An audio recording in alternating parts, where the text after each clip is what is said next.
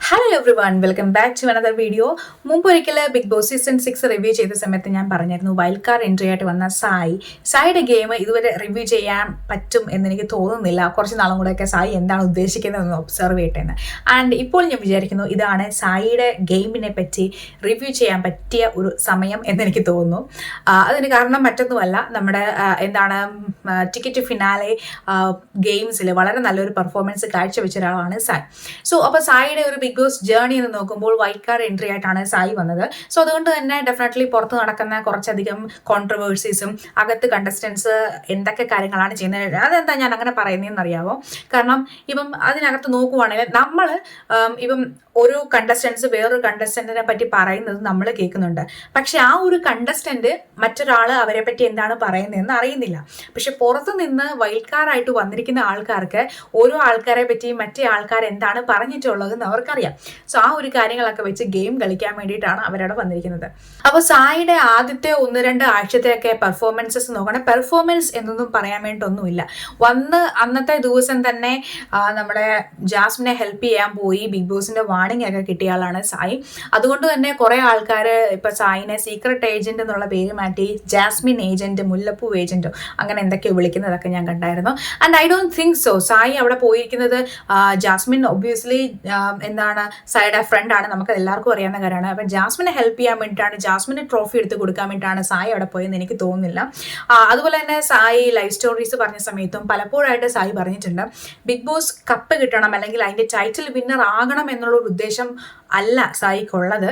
പകരം സായിയുടെ ലൈഫിൽ കുറച്ച് ചേഞ്ചസ് വരുത്താൻ വേണ്ടിയിട്ടാണ് സായി ബിഗ് ബോസിലേക്ക് പോയത് എന്നാണ് സായി പറഞ്ഞത്. പക്ഷെ ആ ഒരു സംഭവം പറഞ്ഞതിന് ശേഷം ഞാനിട്ട റിവ്യൂവിൽ ഞാൻ പറഞ്ഞിരുന്നു ബിഗ് ബോസിലേക്ക് ചെന്നിട്ട് കരിയർ ഒന്ന് സെറ്റാക്കണം അല്ലെങ്കിൽ കുറച്ച് പോപ്പുലാരിറ്റി കിട്ടണം, അതിലൂടെ അവരുടെ ഫ്യൂച്ചർ സെക്യൂർ ആക്കണം എന്ന് ആഗ്രഹിക്കുന്ന ഒരുപാട് ആൾക്കാർക്ക് ഒരു ഓപ്പർച്യൂണിറ്റി നഷ്ടപ്പെടുത്തിയാണ് സായി ചെയ്തതെന്ന് ഞാൻ പറയുന്നുണ്ട്. അത് ഞാൻ ഇപ്പോഴും അങ്ങനെ തന്നെ പറയുന്നു. നോറ പറയുന്ന പോലെ നിലപാടുകളിൽ ഞാൻ ഉറച്ചു നിൽക്കുന്നു. അതിനു വേണ്ടിയിട്ടാണ് പുള്ളി അവിടെ ചെന്നതെങ്കിൽ കുറച്ചൊക്കെ പുള്ളി അതിൽ വിജയിച്ചിട്ടുണ്ട്, ഇല്ല എന്ന് ഞാൻ പറയുന്നില്ല. കാരണം പുറത്ത് സീക്രട്ട് ഏജന്റ് ആ ഒരു ക്രൂരമുഖം കണ്ട നമുക്ക് സായി കൃഷ്ണനെ, സീക്രട്ട് ഏജന്റിന്റെ ഫേസ് ഉള്ള സായി കൃഷ്ണനെ അക്സെപ്റ്റ് ചെയ്യാൻ കുറച്ചധികം ബുദ്ധിമുട്ടുണ്ടായിരുന്നു. പക്ഷേ പതുക്കെ നമ്മൾ സീക്രട്ട് ഏജന്റിൽ നിന്നും സായി കൃഷ്ണനെ നമ്മൾ അക്സെപ്റ്റ് ചെയ്യാൻ വേണ്ടി തുടങ്ങി. എല്ലാവരുടെയും കണ്ണനല്ലേ, അങ്ങനെ നമ്മൾ അതിനെ പുള്ളിനെ അക്സെപ്റ്റ് ചെയ്യാൻ വേണ്ടി തുടങ്ങി. ആൻഡ് പുള്ളിനെ പറ്റി പറയുവാണെങ്കിൽ ഒരുപാട് കോൺട്രവേഴ്സീസ് അതിനകത്ത് പുള്ളി ക്രിയേറ്റ് ചെയ്തിട്ടില്ല.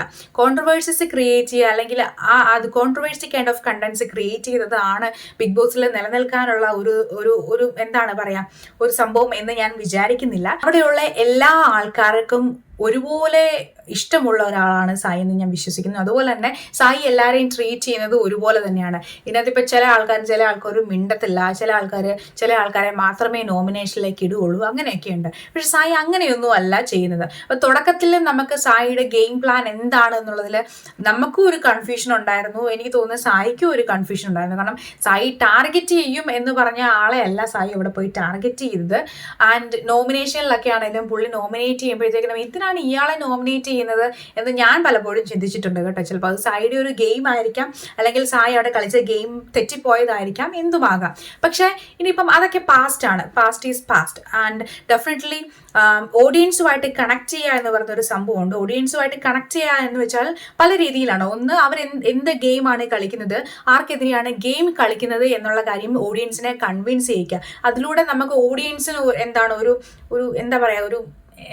നമുക്കൊരു ആകാംക്ഷ തോന്നുകയാണ്, എന്താണ് പുള്ളി കളിക്കാൻ പോകുന്നത്, ഇനി എന്താണ്. നമ്മൾ ഈ സീരിയൽസ് ഒക്കെ കാണില്ലേ, അപ്പം വെബ് സീരീസസ് ഒക്കെ നമ്മൾ കാണുമ്പോൾ അടുത്ത എന്താണ് എന്നറിയാൻ വേണ്ടിയിട്ടുള്ളത് നമ്മുടെ ആകാംക്ഷ പ്രേക്ഷകരിലേക്ക് ഇട്ടുകൊടുക്കുമ്പോൾ കുറച്ചൊക്കെ പ്രേക്ഷകരുമായിട്ട് കണക്ട് ചെയ്യാൻ വേണ്ടി പറ്റും. സോ ആ ഒരു പെർസ്പെക്റ്റീവിൽ നോക്കുവാണെങ്കിൽ സായി ആരെയാണ് ടാർഗറ്റ് ചെയ്യുന്നത്, എന്ത് ഗെയിമാണ് കളിക്കുന്നത് എന്നുള്ള കാര്യം എനിക്കിതുവരെ മനസ്സിലായിട്ടില്ല. നിങ്ങൾക്ക് മനസ്സിലായിട്ടുണ്ടെങ്കിൽ പറയുക.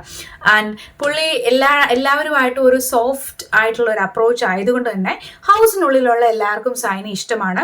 ആ ഒരു കാര്യം കൊണ്ട് തന്നെ പുറത്തുള്ള ഒരുപാട് ആൾക്കാർക്കും സായി കൃഷ്ണനെ ഇഷ്ടമാണ്. അങ്ങനെ നോക്കുവാണെങ്കിൽ കുറച്ചധികം വോട്ടുകൾ ഇനി ടാസ്കുകൾ ചെയ്ത് മുമ്പോട്ട് വരുവാണെങ്കിൽ സായിക്ക് മറിഞ്ഞു വീഴാനായിട്ടുള്ള ചാൻസ് ഉണ്ട്. മറിഞ്ഞു വീഴാൻ എന്ന് ഉദ്ദേശിച്ചത് കൂടുതൽ വോട്ടുകൾ സായിലേക്ക് വരാൻ വേണ്ടിയിട്ടുള്ള ചാൻസ് ഉണ്ട് എന്നാണ് ഞാൻ മനസ്സിലാക്കുന്നത്. ഇന്നലത്തെ ഒരു ഗെയിം നോക്കുവാണെങ്കിൽ സായിയും അഭിഷേകും ഒക്കെ നന്നായിട്ട് പെർഫോം ചെയ്യുന്നത് നമ്മൾ കണ്ടു.